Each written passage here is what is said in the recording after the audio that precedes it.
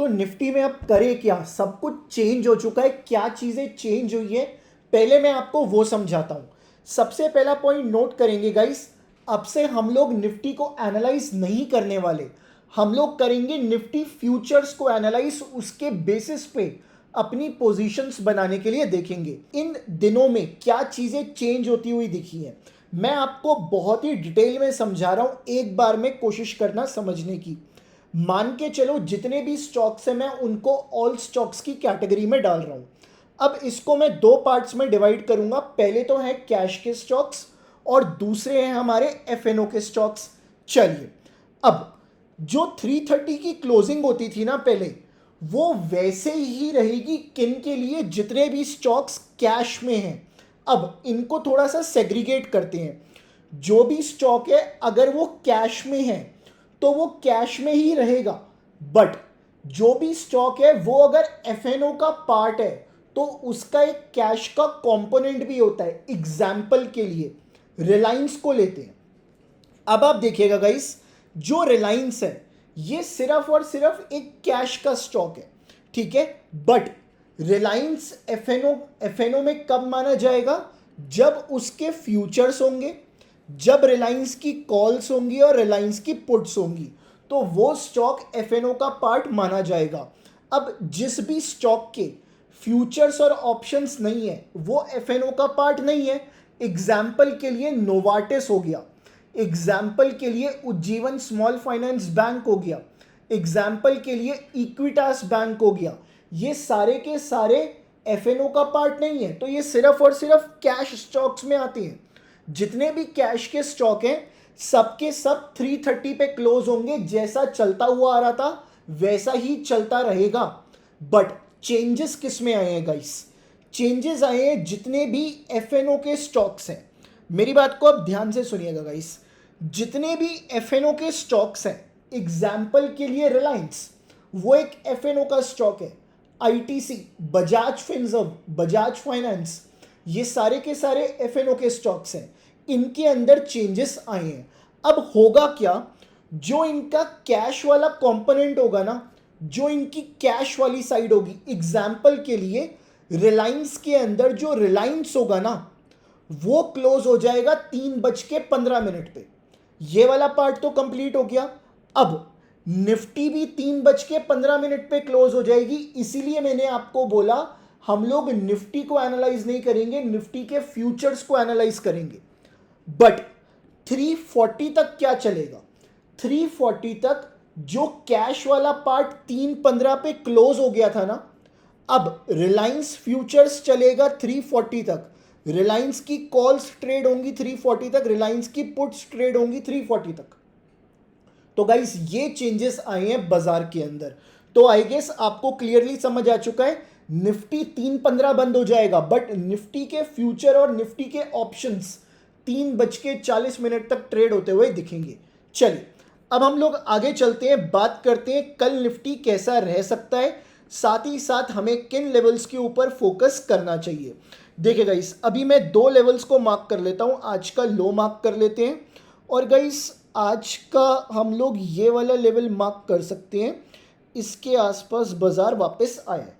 देखिए गाइस, अब मैंने इन दो लेवल्स को मार्क किया है, इनको ट्रेड कैसे करना है। अगर प्राइस इस ऊपर वाले लेवल के नीचे खुलता है और नीचे से इस ऊपर वाले लेवल को तोड़ता है तो ऊपर की साइड आप 50 पॉइंट के लिए बाय करने की साइड देख सकते हो। बट अगर कुछ ऐसा हो कि इस वाले लेवल के ऊपर खुल के इस वाले लेवल के नीचे निकले, तो यहाँ से हमें नीचे की तरफ बाजार को देखना चाहिए 50 पॉइंट के लिए। सो ये आपके लिए पहले लेवल्स बन चुके हैं। अब हम लोग बात करेंगे बाजार के और ऐसे कौन से लेवल हैं जहाँ से बाजार रिवर्स कर सकता है। मान के चलिए इस रेंज के बाजार ऊपर की तरफ चला गया तो वहाँ से नीचे कब आ सकता है, और इस रेंज से बाजार नीचे की तरफ आ गया तो वहाँ से ऊपर कब जा सकता है। उन लेवल्स के बारे में बात करते हैं। तो देखिएगा, इस ऊपर की साइड हम लोग देखेंगे 24,600 से, नीचे की साइड आज का लो कितना आ रहा है, 24,500 का लो है, तो 24,450 से हम लोग देखने की कोशिश करेंगे। तो चलेगा, इस पहले नीचे का लेवल निकालते हैं 24,450 या उससे नीचे। गाइस आज का जो डेटा है ना वो ट्रस्ट मी एनालिस्ट को बहुत ज़्यादा परेशान करने वाला है। अब क्यों परेशान करेगा आज का डेटा? उसका सबसे बड़ा रीज़न है, जितने भी आज ओआई चेंजेस देख रहे हो ना आप, सब के सब नेगेटिव में है। मतलब आपको शॉर्ट कवरिंग लॉन्ग अनवाइंडिंग होती हुई दिखी है आज पूरी तरह से ओआई डेटा के अंदर। अब अगर मैं चेक करूं बाजार 450 या उससे नीचे हमें कहाँ से पलटी मारता हुआ दिख सकता है, रिवर्सल लाता हुआ दिख सकता है, तो गाइस देखिए पहला इंपॉर्टेंट लेवल है और सिर्फ एक ही लेवल दूंगा नीचे का आज, 24,400 से 24,350।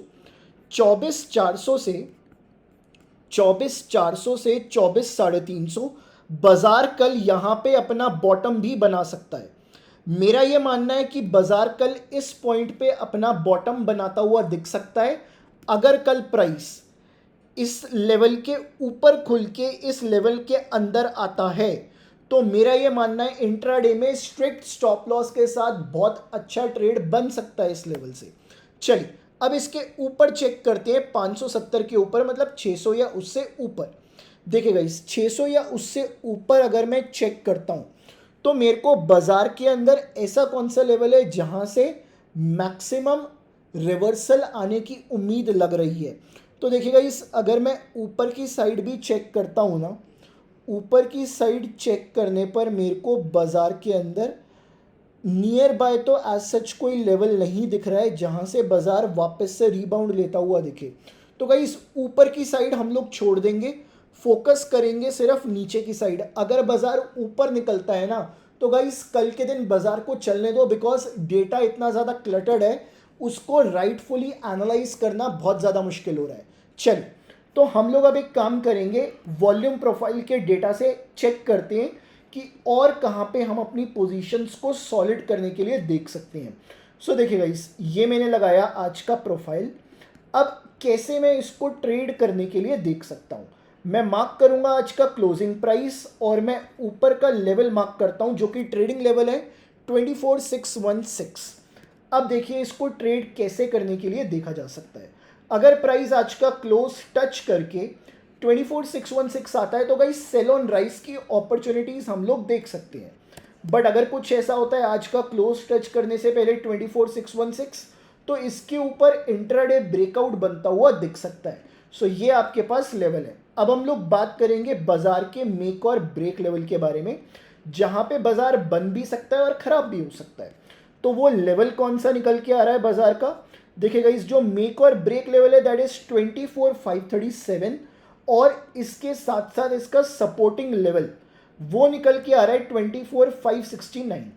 अब कैसे इसको ट्रेड किया जाए, अगर प्राइस 24,569 को ब्रेक करने से पहले 24,537 को ब्रेक करे तो नीचे बेचने के लिए ही देखना चाहिए।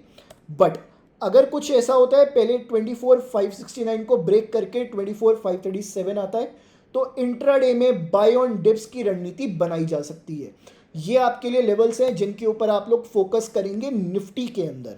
अब हम लोग बात करते हैं स्टॉक्स के बारे में, उन स्टॉक्स के बारे में जिनके ऊपर कल आपको फोकस करना चाहिए और काफ़ी अच्छा उनमें मोमेंटम देखने को मिला है आज के दिन, और कल के दिन भी आपको उनके अंदर इम्पॉर्टेंट मोमेंटम देखने को मिल सकता है। पहला स्टॉक है हमारे रडार पे HDFC लाइफ। सो HDFC लाइफ के अंदर ऐसा हुआ क्या, इतना बड़ा क्रैश या इतना बड़ा फॉल हमें क्यों आता हुआ दिखा HDFC लाइफ के अंदर? बेसिकली इसके पीछे रिसेंटली कोई न्यूज़ नहीं है, बट मेरे को ये लगता है कि ये मार्केट का एक इफेक्ट है जो आज मार्केट के अंदर हमें एक सेल ऑफ देखने को मिला है। मार्केट अच्छा खासा ऊपर चढ़ रहा था बट मार्केट के अंदर एक सेल ऑफ आया, उस वजह से हमें HDFC लाइफ के अंदर हो सकता है एक सेल ऑफ बनता हुआ दिखा है। हालांकि जो कि एक पूरी पिक्चर है वो सुबह ही क्लियर होती हुई दिखेगी, तो मार्केट के अंदर आप लोग नज़र बना के रखना, साथ ही साथ HDFC लाइफ को लाइव मार्केट में ट्रैक ज़रूर करेंगे। अगला स्टॉक है हमारे लिए नेस्ले इंडिया। सो नेस्ले इंडिया के बारे में अगर बात करें, देखिएगा इस काफ़ी अच्छी रिकवरी आई है इंट्राडे के अंदर और एक बहुत अच्छी तरह से रिकवर करता हुआ दिखा है। 1450 के आसपास का लो था बट 1520 के आसपास का क्लोज किया है। ऑलमोस्ट आप मान के चल सकते हो 5% का इसने रिकवर कर दिया इंट्राडे के अंदर। एक बहुत बड़ी रिकवरी है नेस्ले जैसे स्टॉक के लिए। बिकॉज ये एक FMCG का स्टॉक है जो कि काफ़ी ज़्यादा डिफेंसिव स्टॉक माने जाते हैं।